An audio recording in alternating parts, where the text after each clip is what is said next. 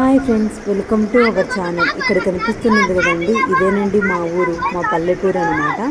పిల్లలు చూడండి ఎంత హ్యాపీనెస్గా ఫీల్ అయ్యి ఆడుకుంటున్నారో ఆ వర్షం నీళ్ళల్లో. ఇక్కడ ఈ వర్షము రైతుకు ఎంత ఆనందాన్ని అంటే అంత ఆనందాన్ని ఇస్తుంది ఫ్రెండ్స్.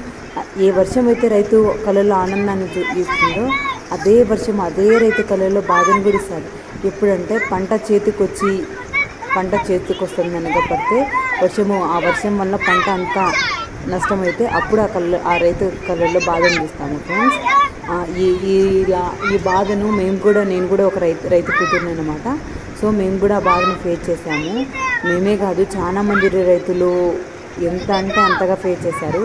అండ్ అదే కాకుండా మా ఏరియాలో మిర్చి బాగా వండుతుంది ఫ్రెండ్స్. బాగా పూత బాగా వచ్చేసరికి వర్షం పడి బింగి తగలడము, పురుగు ఎక్కువ పట్టడము, ఎండ తగలక అట్లా జరుగుతుంది ఫ్రెండ్స్.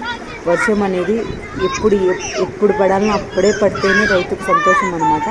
అది వర్షం ఎక్కువ పడినా అది రైతుకు చాలా నష్టం ఉంటుందన్నమాట. రైతు అంటాడంట 10 సంవత్సరాలు వర్షం పడకపోయినా ఆ రైతు ఎలాగోలా బతికేశాడు, రైతు వ్యవసాయం చేస్తేనంటాడనమాట. అదే ఇలా వర్షం ఎక్కువ పడింది అనుకోండి పంట నష్టం అండి. ఫర్ ఎగ్జాంపుల్ వాటర్ లేకపోతే ఎక్కడున్న బోర్ల ద్వారా కానీ చెరువుల ద్వారా కానీ కొంచెము వాటర్ యూజ్ చేసుకొని పంట పండించే ఫ్రెండ్స్.